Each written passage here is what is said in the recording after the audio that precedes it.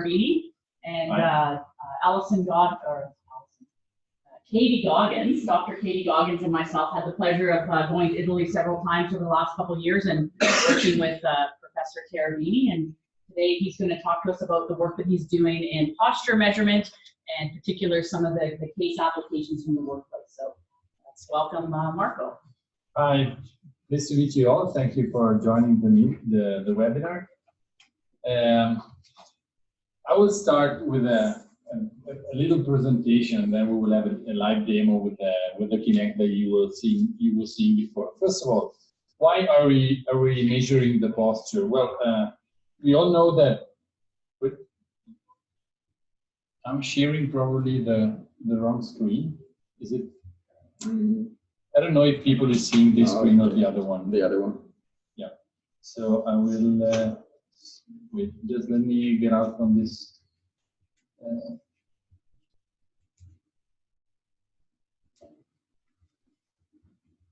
That's fine. Okay, so we typically measure posture because we know that awkward posture might cause musculoskeletal disorders, and so there are several standards that tell that it's dangerous for you if you assume posture that are not the neutral one for a long time periods. So measuring the posture is not as easy because it's harder than measuring other things. So if you just think of measuring temperature, you just need a common sensor and place it under your arm if you're lucky, and then you measure the temperature. But the point is that measuring the posture is quite complex because you need to understand where the joints are, and then starting from the position of the joint, you need to understand which is the position of one body segment with respect to another one. So it's not so easy to measure the posture in laboratory, and we can figure out that it's very complex to measure the posture at the workplace. There are several methods that can be used to measure the posture in laboratory. The most, let's say, common one are marker-based methods. So you just fix some reflective markers on different body segments, and then with a system of cameras that are located around the subject, you try to understand with triangulation which is the right posture, the exact posture of each marker. There are then markerless methods that are basically methods that just try to understand from the image. So with some layer of artificial intelligence, they try to identify where are the arms. So if I ask you, can you recognize the head of the subject in this picture? All of you recognize where the head is. So we try to teach the machines to recognize faces, and then we identify the posture directly. It says connecting. I don't know. Yeah, I think he disconnected. Okay. So what happened there? He disconnected, but he should be reconnecting. Yeah. Okay. Share. Yeah. The PowerPoint. Okay. So basically, measuring the posture in at the workplace is much more complex, just because the workplace is not the ideal condition of the laboratory that we saw previously. So you can take a look at these simple movies that I took at some workplace. Is it rather hard to fix marker on people? So the marker-based methods might fail. Even the markerless method cannot work properly because it's not always possible to take a look at the subject from the frontal image. In this part is a rod of steel with a diameter of approximately 1 meter. Okay, the temperature is 1,200 degrees Celsius, and the subject needs to measure the temperature and then tells the temperature of the operator. So he's doing like 20 times a day with something that weighs a few kilograms this operation. This is dangerous for the musculoskeletal system, but it's even more dangerous because if he approaches to the system with some sensor that prevents his motion, basically he can fall against the rod, and this is much more, let's say, dangerous than the musculoskeletal disorder. You can die if you touch it. I don't think they can see your PowerPoint. They cannot see it? No. Go share. Share. And then click PowerPoint. That one, yeah. You can share that. Okay. Perfect.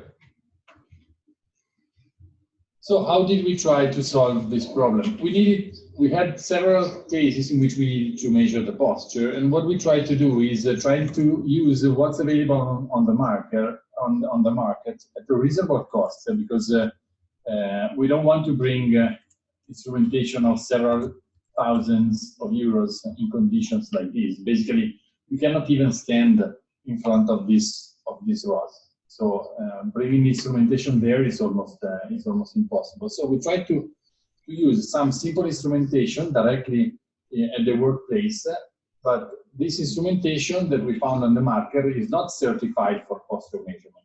Our applications that usually derive from video gaming application. So for instance, the Kinect was coming with the Xbox of Microsoft just for understanding or letting you play tennis without the controller. Okay, so the controller becomes the hand. So can this system be used to assess the posture? This was an hard question. A few years ago, nobody was asking yes. Everybody was saying, yeah, probably there's some limitation and so on. Then in 2 or 3 years, it became something very popular. So almost, I think that there are around 50 or 70 publications done on the use of Kinect in real posture monitoring application.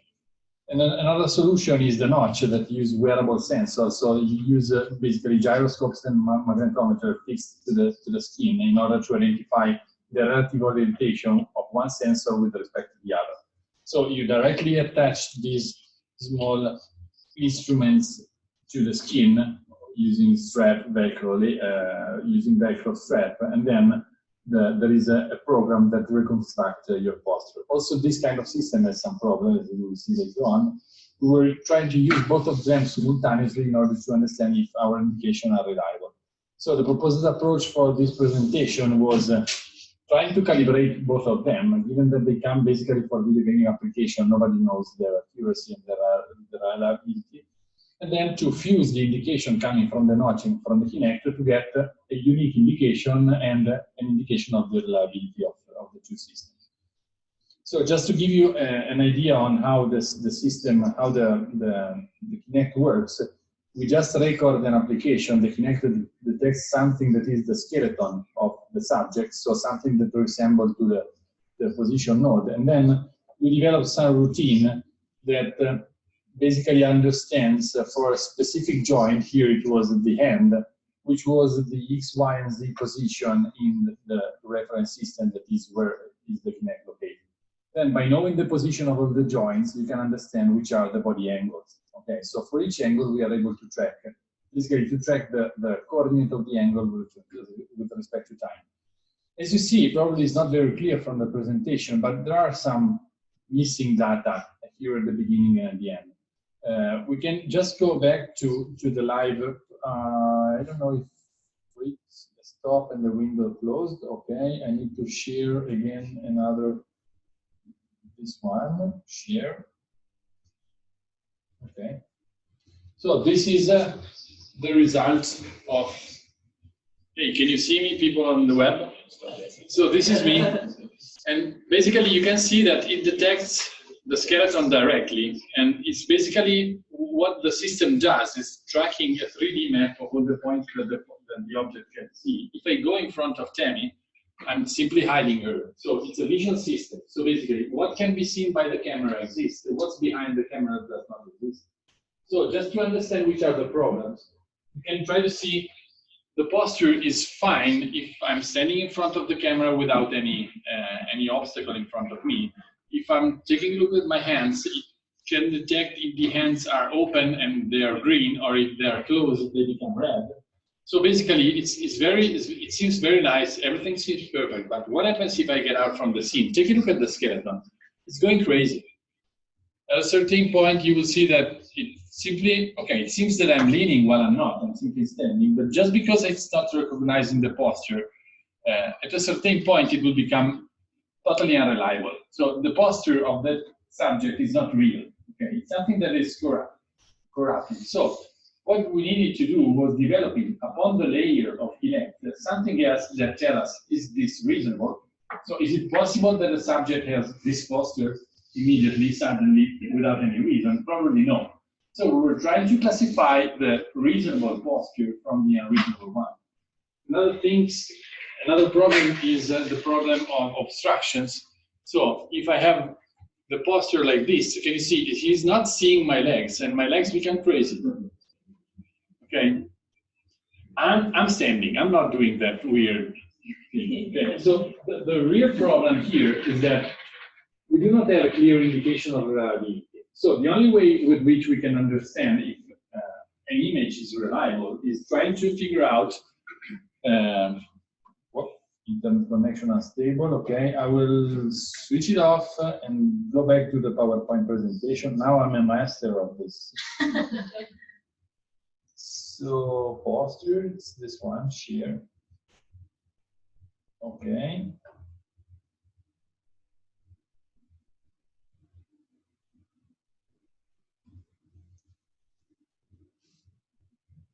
Reconnecting. I will go to the next slide. Why?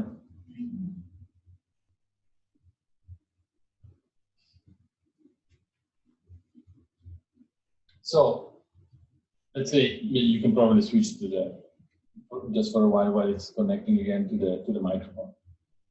Basically, as I was telling you, the main problem with the Kinect are obstructions. So in practice, what happens is that if I'm not able to see the entire body, of course, I will be able to track the posture of what I see in a less accurate way, with which I would track the same portion if all the body was visible. Okay, share. Yeah.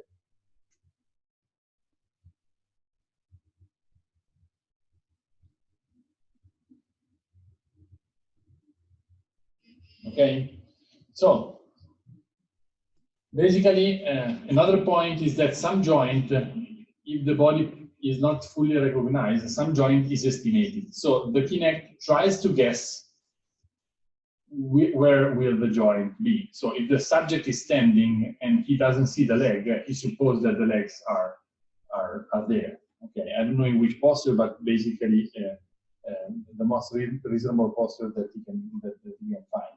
And as I was telling you, there is distortion when the subject is leaving the scene. So the skeleton is totally unreliable. You see the legs that are going backwards is something that is totally unreliable. So what we need to do was trying to perform some analysis, and we try to see how different factors affect the Kinect measurement. So what we did was trying to identify which is the effect of the sense of position with respect to the observed person, the effect of light, so if in dark condition the sensor works well or not, the effect of clothes, people at the work is not dressed like a frog, but is just wearing their own clothes, and with particular clothes probably it's harder to measure the posture if the clothes are particularly bulky.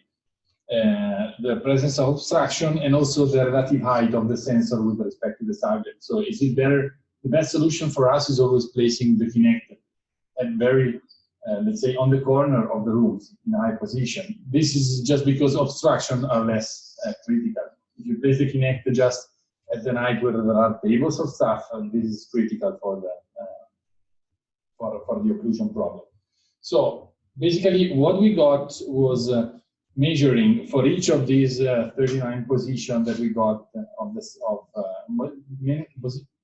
measuring the position of a mannequin. So we knew that it was stable and steady. We measured again. This is the internet.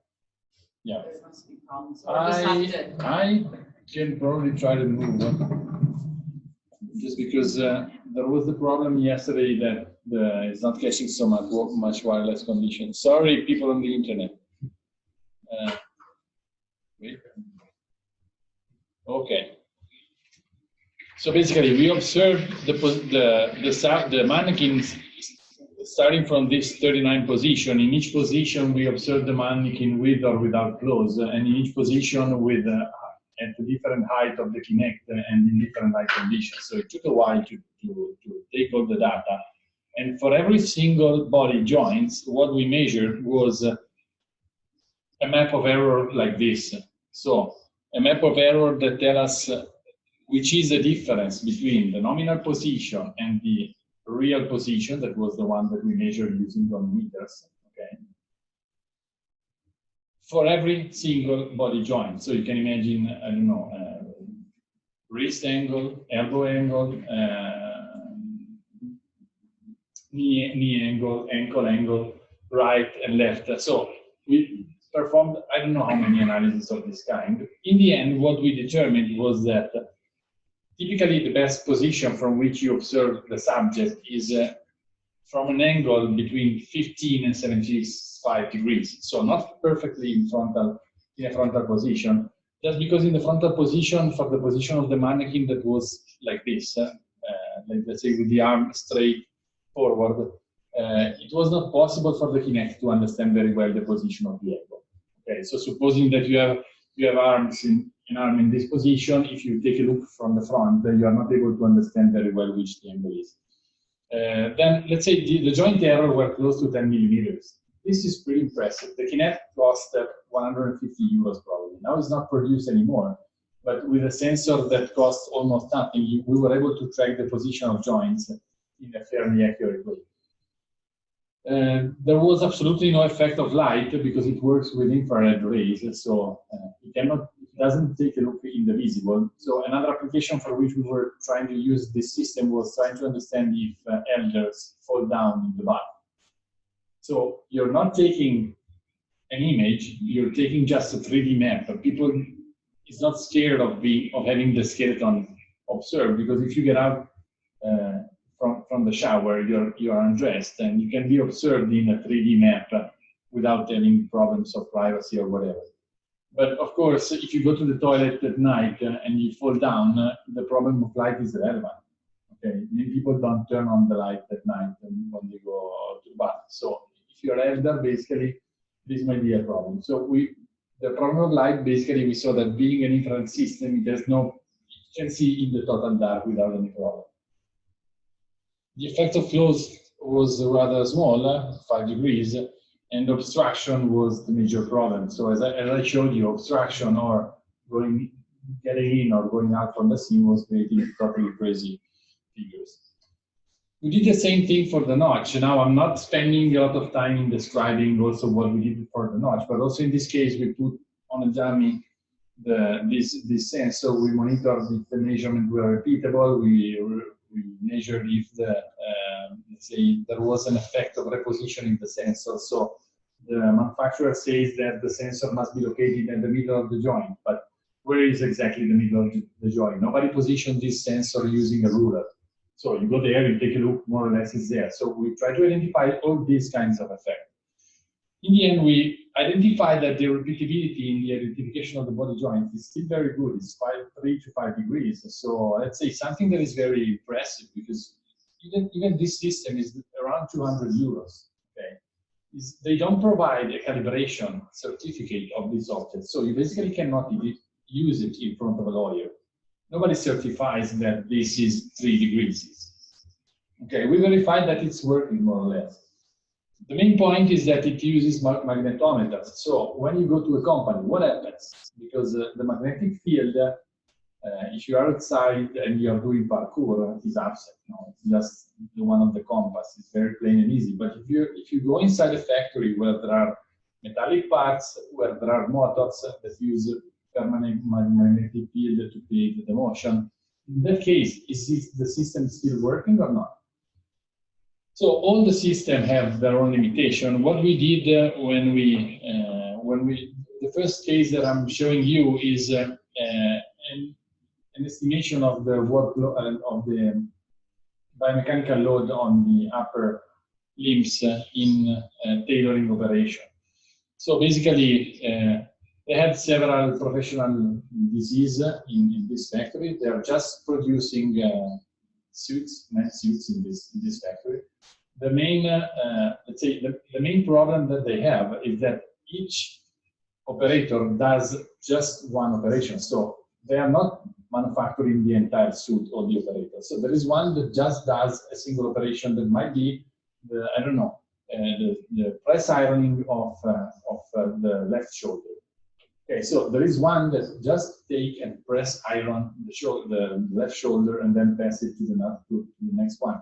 So the operation is repeated many times a day. Here, what we did was trying to position the sensor.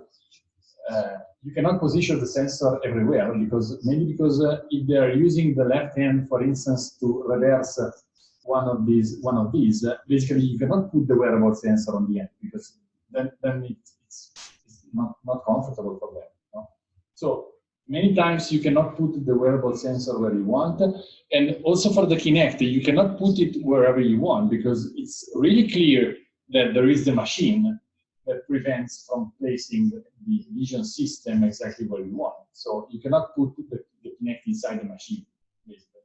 So our approach was, it's called data fusion.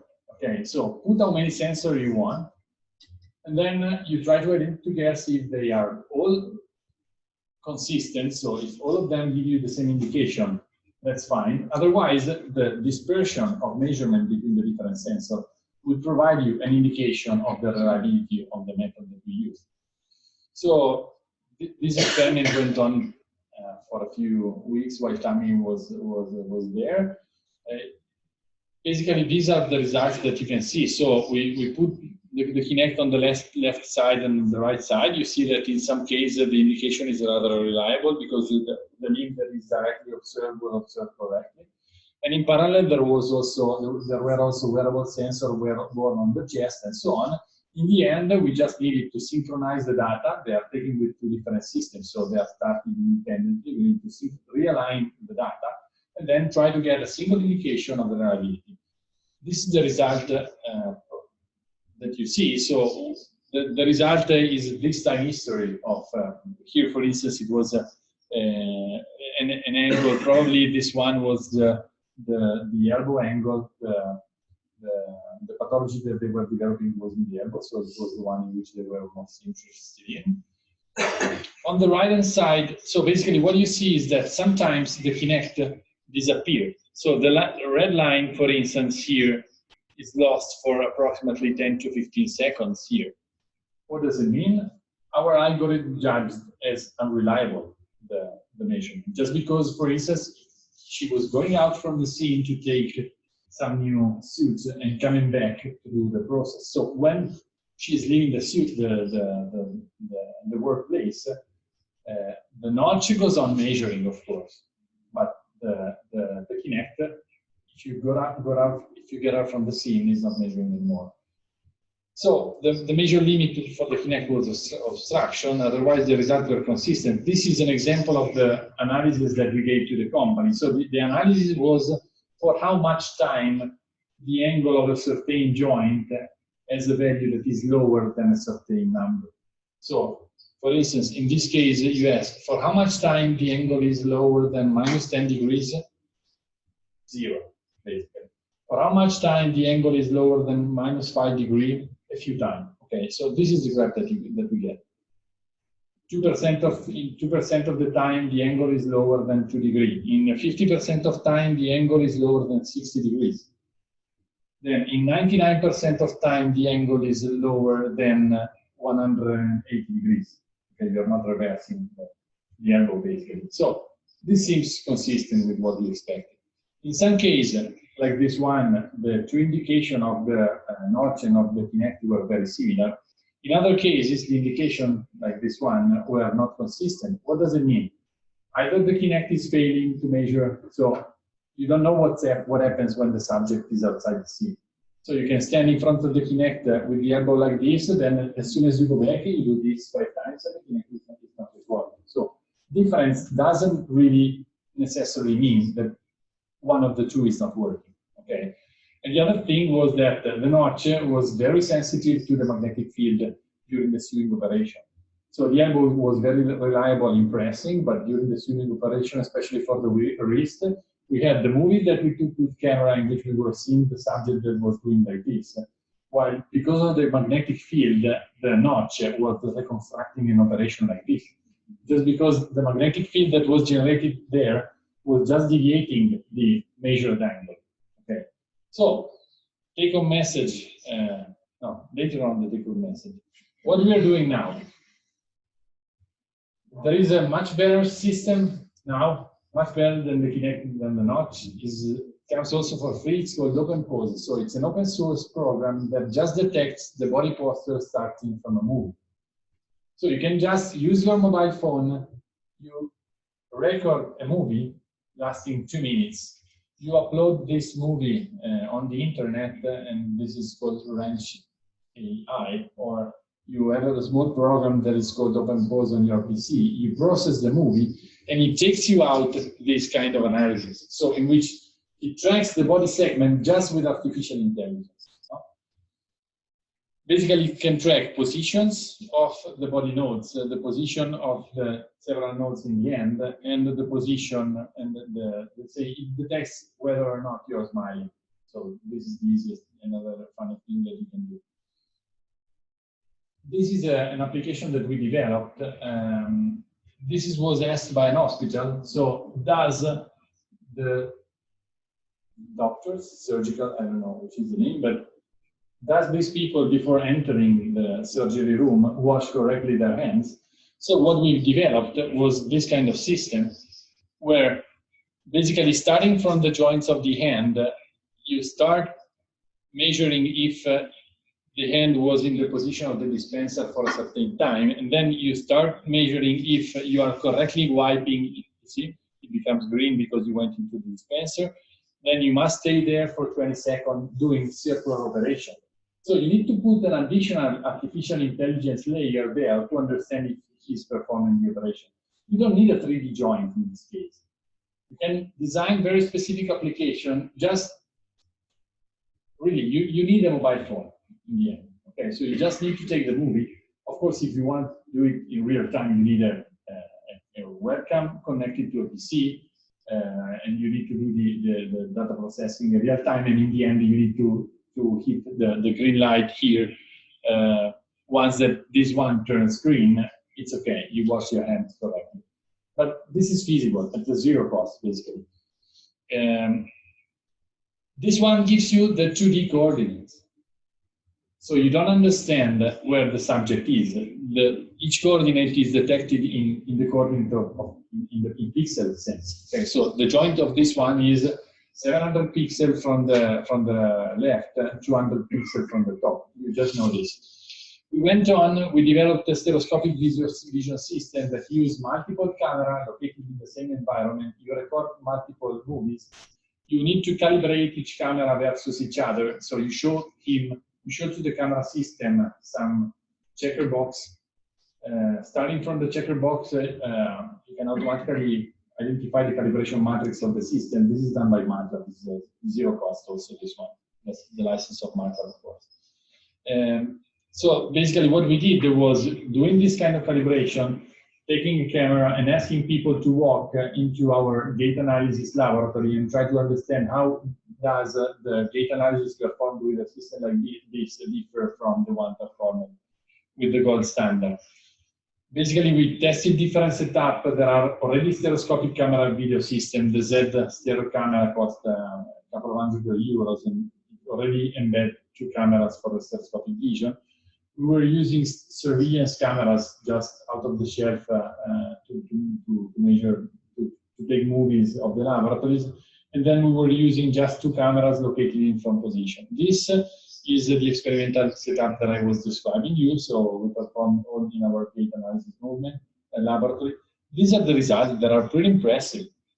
So basically, this is an example of the gait analysis performed with the 2 systems. You can see that the result is very similar to what we were having with the Kinect. You don't need a Kinect. You can even use 2 mobile phones located somewhere at a fixed distance. Okay, so in principle, you just get out with your bar that keeps up 2 cameras, you start recording 2 movies, you come home and you get the 3 coordinates of the subject, like in this case. This comes at a computational cost that is still quite relevant, so you cannot perform it online with your mobile phone. You need a Windows application at the moment, it's just for Windows. But Yeah, okay, with a couple of thousand of euros, you can get a decent PC, or otherwise you just borrow computational time from somewhere. So this is very, very plain and easy. The final application that I'm presenting you is this one, in which we need to understand if a manufacturing operation is performed correctly or not. So you track the joints of the hand, then you try to understand which is your interaction with the system. That one is a configurable pallet. So basically, you need to perform a series of operations. And what we did was putting another artificial intelligence layer on the top of the skeleton that is recognized by the open pose. And what we are doing is trying to understand that did this hand took the screwdriver or that object at least once? Yes. Does the hand reach the position of collecting these work pieces at least one? Basically, let's say the difficulty in this operation is that if you ask 20 people to assemble that object, probably the order of manufacturing depends from subject to subject, but all of them need to take the work piece from one place and locate it somewhere else in a random order. So what we did was using hidden Markov chains, kind of artificial intelligence, in order to identify if an operation was performed correctly or not. And these are the results. So for instance, after the start, you detect that you reached the wrench, then you picked up the wrench, then you moved to bolt number 1, you unclamp, then you move to bolt number 2, you unclamp again. So it automatically, by teaching him how it's done in unclamping conditions, so you must fasten in a counterclockwise tour, you just recognize the joint of the hand automatically, no? And when there is a certain pattern, you don't need to implement that. You just tell him, hey, this is unwinding. And then he recognizes it forever. So by teaching him this, we were able to recognize if an operation was performed correctly or not. Let's go to the take-home message. So basically, every single measurement system suffers from his own intrinsic limitations. You must know them before starting to do a measurement. So just because you have a number, it doesn't mean that it's reliable.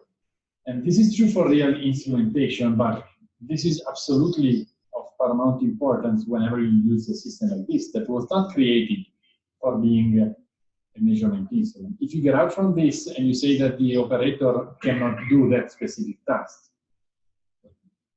I don't know, but for the owner of the company, it becomes a cost. So we must be, let's say, very careful in taking out conclusions from measurement that are taken from this side.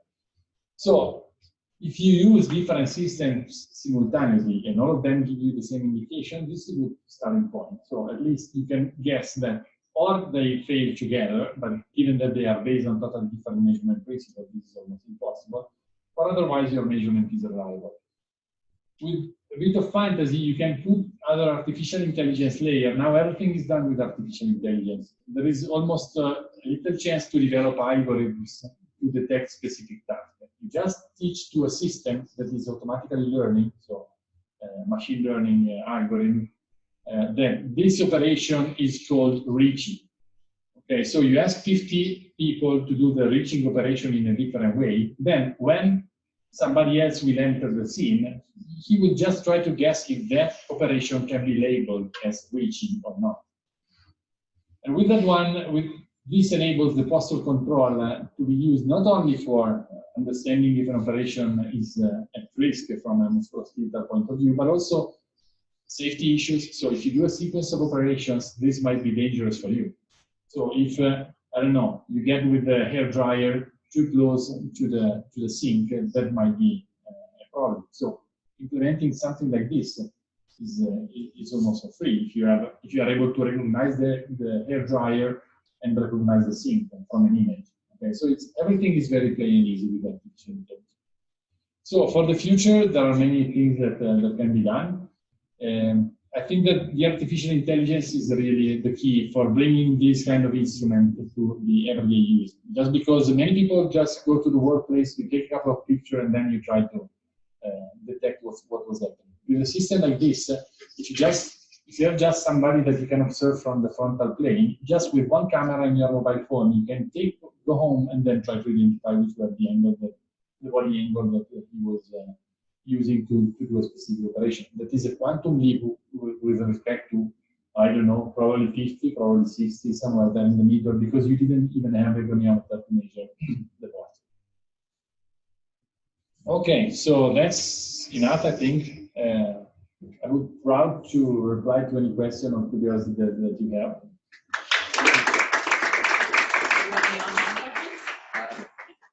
Yes, we have time for questions. We have some questions from our audience.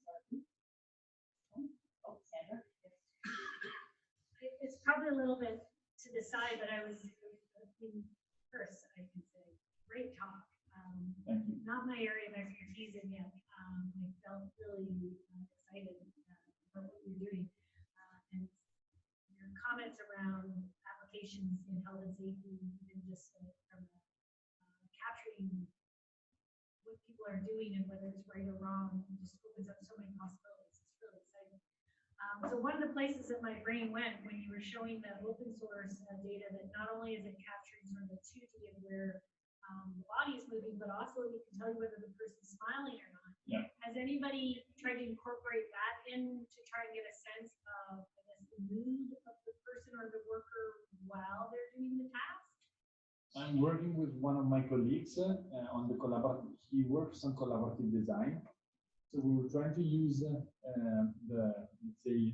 all the information coming from this to see if we can predict somehow if the project will be successful or not, on how people are interacting between each other and how are they behaving at the workplace.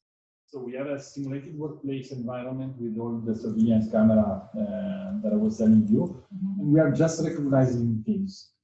Okay, so then there is we are still at the beginning of that project, but yeah, that's of course an idea. Yeah.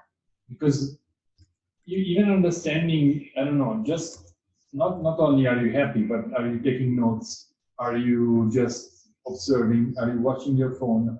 Yeah. These are all things that can be used to predict if something is going in the right way or not. Just having an indication of was the meeting good for all the participants, or there was somebody that is totally unaware of what we talked.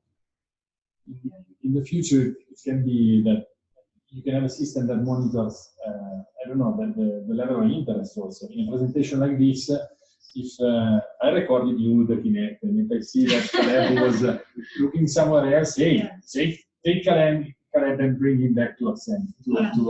Okay? So that's, all of these are possibilities. Okay, the paradigm becomes the one of big data, because then you need to not only to take a look at people, but also to take a look, I don't know, at the seat, because probably if you start bouncing forth and back, there is something that is not going right. We are trying to, we have now 47 instrumented apartments in Trentino, that is close to where I live. They are all instrumented to understand from the social, I don't know, social services, like something like this, how are the elders behaving at home.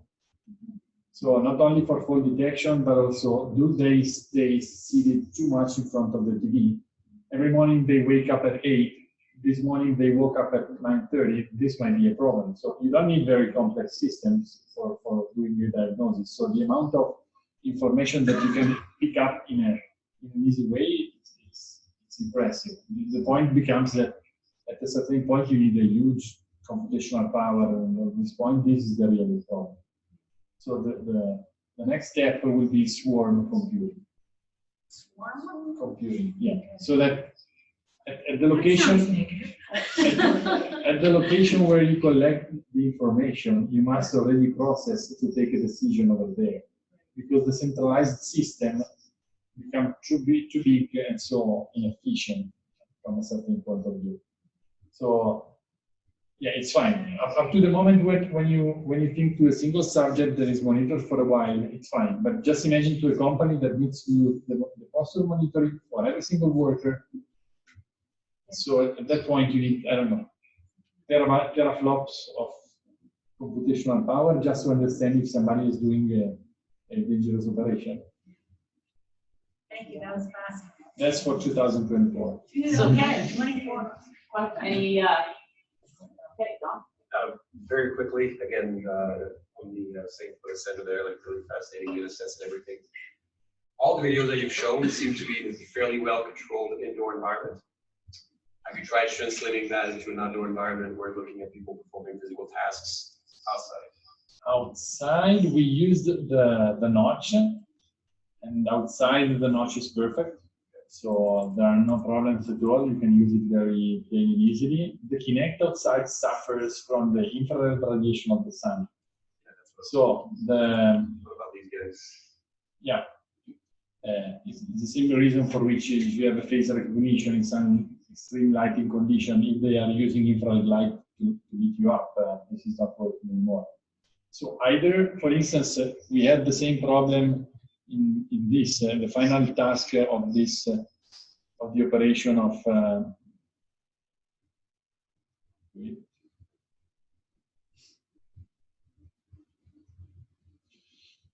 also in this case, what we wanted to do was trying to see if we could measure the geometry of this object using an infrared system.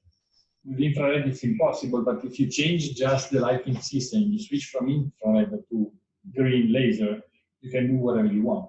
The problem of green laser is, of course, that it's dangerous for people.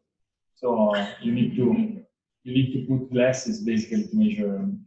It's impossible to create a Kinect with a green laser. By the way, there are workarounds for many things. Outside, all these systems that are based on infrared are so and so. If it's a day like today in Canada, probably it's fine. If it's a hot summer day in the Sahara Desert, there is much more infrared radiation coming from the surrounding than the one that is coming from the Kinect. So either you increase the power of the source, or otherwise you switch to another measurement system. Excellent. Okay, so no questions online? Good. So to stay on time then, we'll thank Marco, and then we'll be around here. Everyone that's physically here can enjoy some continued conversation. So Dr. Allison Godwin organizes these sessions, so I'll let her thank you. Thank you very much. Thank you. You shouldn't have done. Yeah. Thank you. So thank you very much. Thank you to everyone online. Our next webinar, Allison, is in November, and respiratory disease. So details will be sent out. Thanks everyone, and thanks Marco again for presenting today. And now we'll